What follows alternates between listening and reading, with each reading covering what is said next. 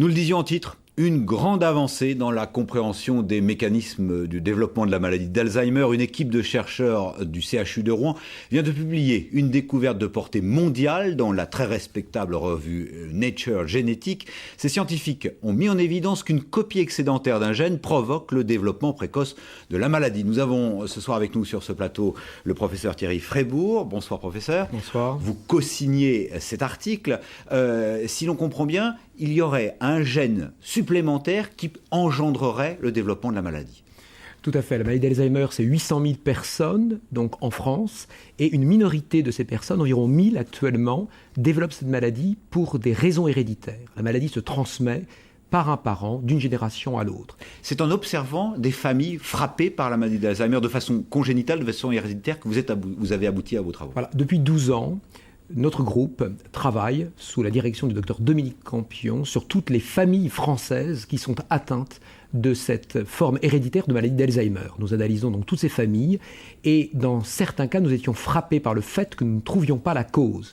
Et grâce à une nouvelle méthode de dosage en quelque sorte des gènes mise au point dans le laboratoire, nous avons pu démontrer que ces patients développaient avant 65 ans de façon héréditaire une maladie d'Alzheimer parce qu'ils avaient, au lieu des 2 copies habituelles, une copie excédentaire, c'est-à-dire qu'ils avaient 3 copies donc, du gène correspondant. Et c'est sur le chromosome 21. C'est sur le chromosome 21, mais c'est une toute petite partie du chromosome 21. Ceci est donc indétectable par une analyse classique donc des chromosomes. Cette méthodologie, cette analyse, elle est spécifique à Rouen, c'est unique au monde. Oui, c'est toute une équipe, c'est une trentaine de personnes, tant sur le plan du laboratoire hospitalier que sur le laboratoire INSERM. C'est une méthodologie qui est diffusée maintenant à une quarantaine de laboratoires, français et étrangers. Nous accueillons des stagiaires depuis 3 ans et qui a permis de faire cette avancée.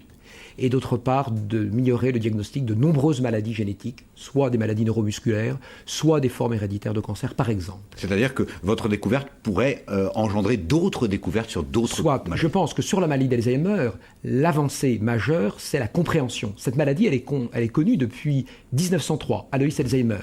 Le cerveau présente une accumulation de substances gélatineuses, mais on n'en connaissait pas le mécanisme.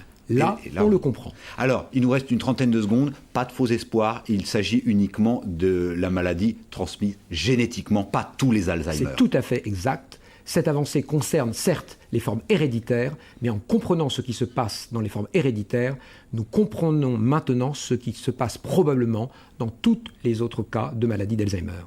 Professeur Frébourg, merci. Je vous en prie. Bonsoir.